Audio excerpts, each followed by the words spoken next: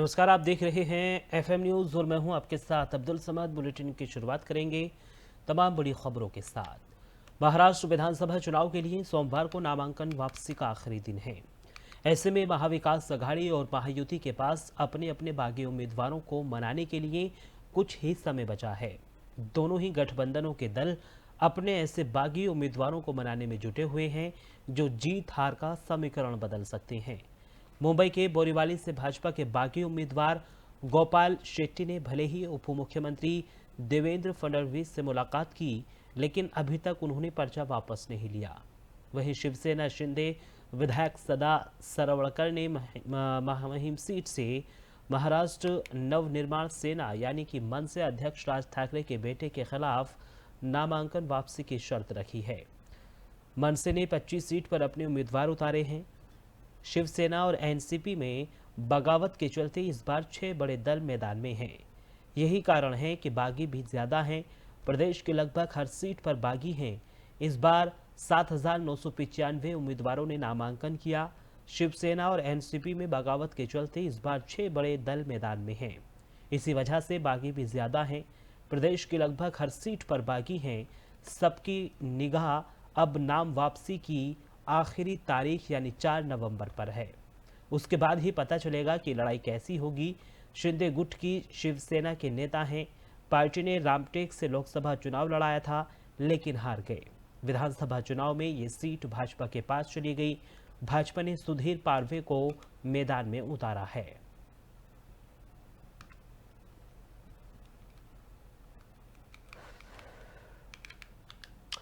2 नवंबर को ढेर हुए लश्कर के टॉप कमांडर उस्मान के एनकाउंटर को लेकर सेना ने नए खुलासे किए हैं। सेना ने बताया है कि कैसे 8 साल से घाटी में एक्टिव मोस्ट वांटेड आतंकी को ढेर करने के लिए कुछ बिस्किट अहम भूमिका निभाई। रिपोर्ट के मुताबिक सेना को इनपुट मिला था कि उस्मान श्रीनगर के खानियार इलाके के भीड़भाड़ वाले इलाके में रह रहा है। सूचना मिलते ही सेना ने श्रीनगर पुलिस के साथ मिलकर उस्मान को ढेर करने के लिए 9 घंटे तक प्लानिंग की। सेना पुलिस जवान 2 नवंबर को सुबह के नमाज के पहले खानियार के उस इलाके में पहुंचे जहां उस्मान छिपा हुआ था। सेना ने 30 घरों को खाली कराया और घेराबंदी की। गली के कुत्ते के भौंकने से उस्मान अलर्ट हो जाए, इसलिए जवानों ने उन कुत्तों को बिस्किट खिलाए। मीडिया रिपोर्ट के मुताबिक बिस्किट खिलाने से कुत्ते पूरे ऑपरेशन के दौरान शांत रहे। इस कारण उस्मान को भनक नहीं लगी कि जवान उसके घर के करीब पहुंच गए हैं। सेना ने बताया कि उस्मान कश्मीर घाटी को अच्छी तरह से जानता था। वो सन 2000 से घाटी में एक्टिव था, हालांकि बाद में पाकिस्तान चला गया था। वो 2016 और 17 के फिर से श्रीनगर में एक्टिव हुआ और लश्कर से जुड़ी आतंकी घटनाओं को अंजाम देने में जुट गया। 2023 में पुलिस इंस्पेक्टर मसरूफ वानी की गोली मारकर हत्या करने में भी उस्मान का हाथ था। सेना का ये ऑपरेशन इसलिए भी अहम माना जा रहा है क्योंकि लश्कर पिछले कुछ दिनों से गैर कश्मीरियों को निशाना बना रहा था। मीडिया रिपोर्ट्स के मुताबिक लश्कर के इन ऑपरेशन में उस्मान अहम भूमिका निभा रहा था और साथ ही साथ वो पाकिस्तान में बैठे हैंडलर्स के संपर्क में भी लगातार था।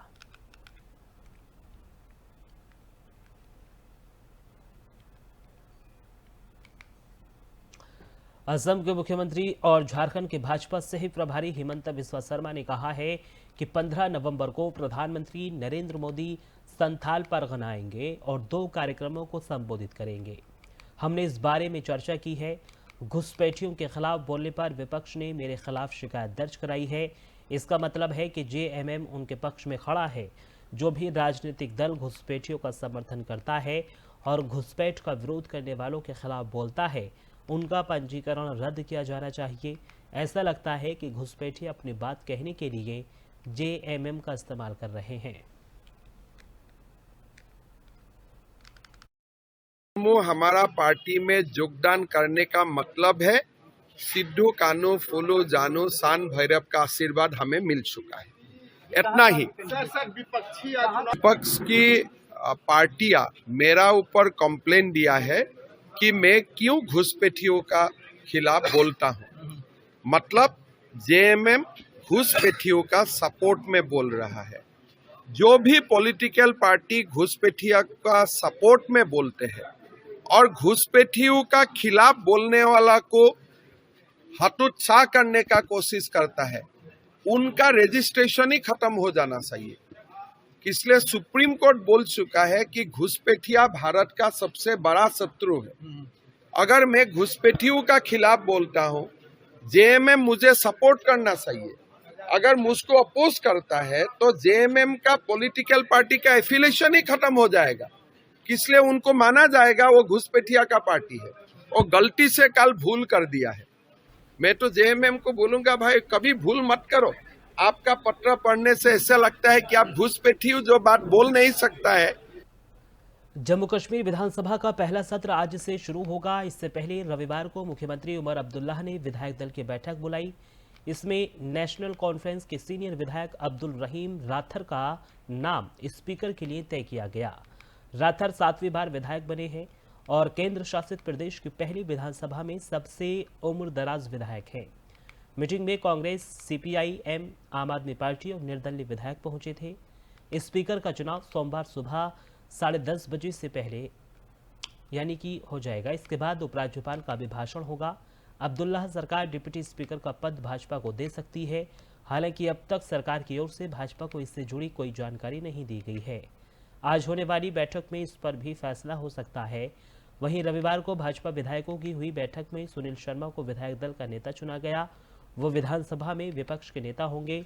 वहीं सत्य शर्मा को प्रदेश भाजपा अध्यक्ष बनाया गया है। उमर अब्दुल्ला के सीएम पद की शपथ लेने के बाद राज्य में 6 आतंकी हमले हुए हैं। इनमें लश्कर के कमांडर समेत 6 आतंकी ढेर हुए हैं। 3 जवान भी शहीद हुए। साथ ही 8 गैर कश्मीरी मजदूरों की भी मौत हुई। राज्य में नई सरकार के बनने के बाद आतंकियों ने गैर कश्मीरियों को निशाना बनाकर कई हमले किए हैं। उमर अब्दुल्ला के पिता फारूक अब्दुल्ला के आतंकियों पर दिए बयान को लेकर भी सत्र में हंगामे के आसार हैं। दरअसल फारूक ने कहा था कि सुरक्षा बल आतंकियों को मारे नहीं बल्कि उन्हें गिरफ्तार करे। इसे लेकर भाजपा ने फारूक पर जमकर निशाना साधा।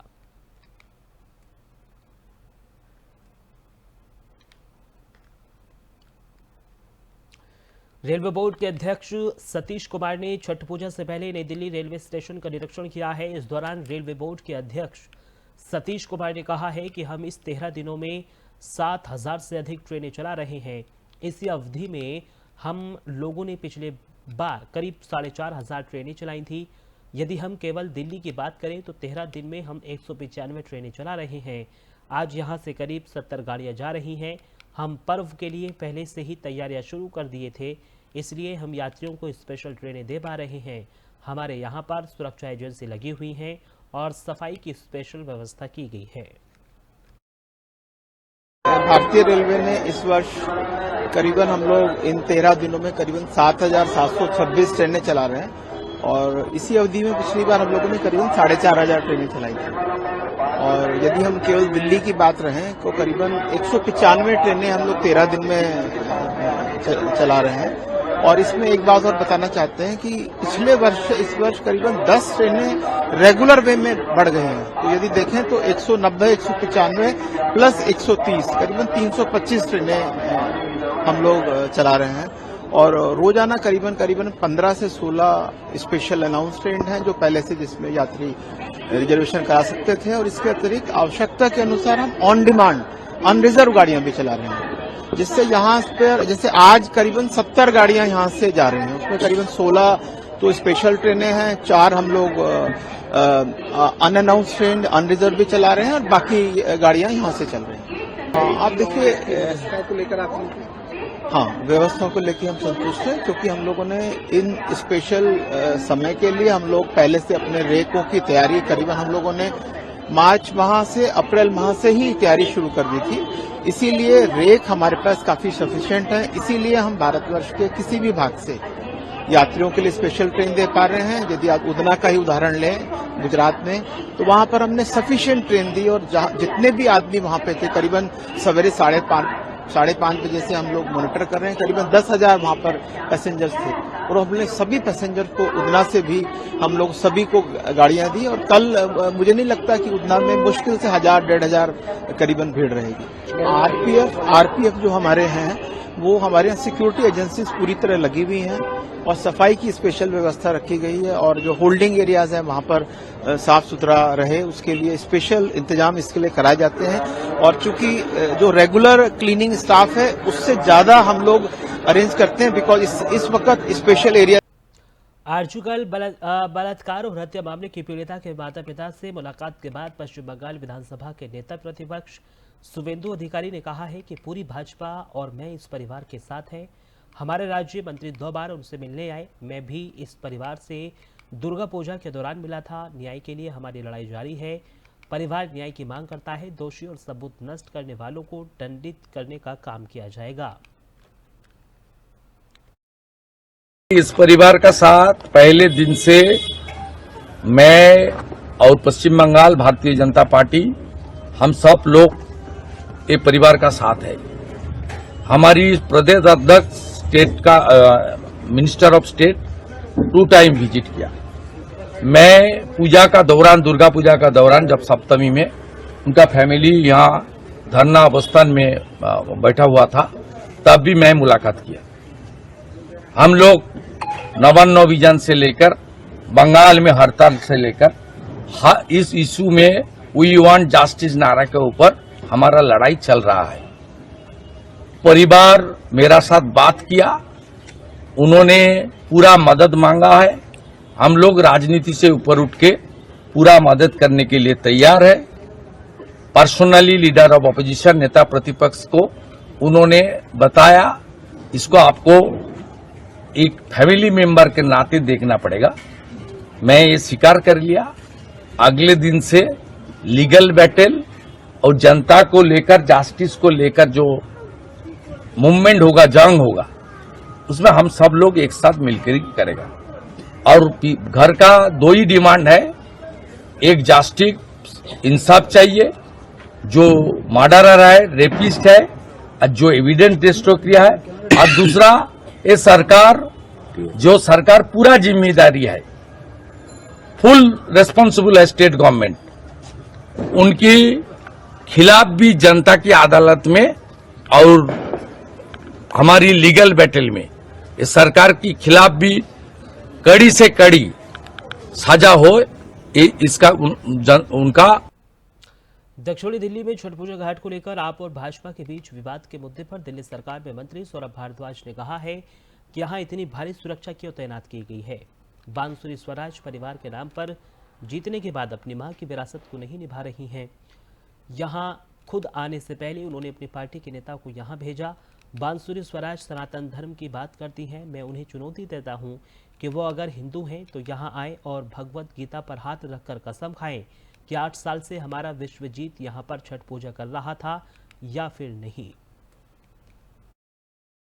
क्यों आ रहे हैं इतने बड़े बड़े अफसर, क्यों 100 पुलिस वाले इसका पहरा दे रहे हैं? और कल रात को ही एक भारतीय जनता पार्टी के नेता ने बांसुरी स्वराज के साथ उस नेता की, यहाँ का जो टकपूंजिया नेता है भारतीय जनता पार्टी का, उसकी फोटो शेयर करी और मैंने ट्वीट करी तो बांसुरी स्वराज के पास जवाब नहीं है। उनके पास कोई जवाब नहीं है क्योंकि उनका जो षड्यंत्र था वो सबके सामने खुल गया। और ये बहुत शर्म की बात है। उनकी माताजी सुषमा स्वराज को यहाँ के लोग बहुत प्यार करते थे, यहाँ पर उनको वोट देके जिताते थे।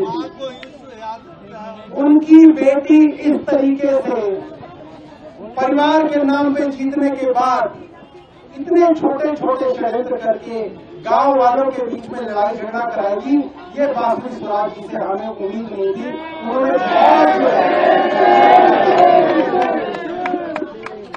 बांसुरी स्वराज जी आ रही थी, पूरा गांव खड़ा है यहाँ पे, हमारे बीच में क्यों नहीं आई? आने से पहले बांसुरी स्वराज जी ने आस पास के भारतीय जनता पार्टी के नेताओं को यहाँ पे भेजा। अभी जो बांसुरी स्वराज जी लोगों के बीच में खड़ी है, मैं पूछना चाहता हूँ, चिराग चिली गांव के कितने लोग हैं उनके पास? खिड़की गांव के कितने लोग हैं उनके पास? आसपास के शाहपुर जेट के कितने लोग उनके पास है? उनके पास लोग नहीं है क्योंकि जनता उनके खिलाफ खड़ी है। यहाँ पे वो बांसुरी स्वराज की जानती है, इसलिए बाहर से लोगों। और फिलहाल इस बुलेटिन में सिर्फ इतना ही। देश और दुनिया की तमाम बड़ी खबरों के लिए आप देखते रहिए FM न्यूज। नमस्कार।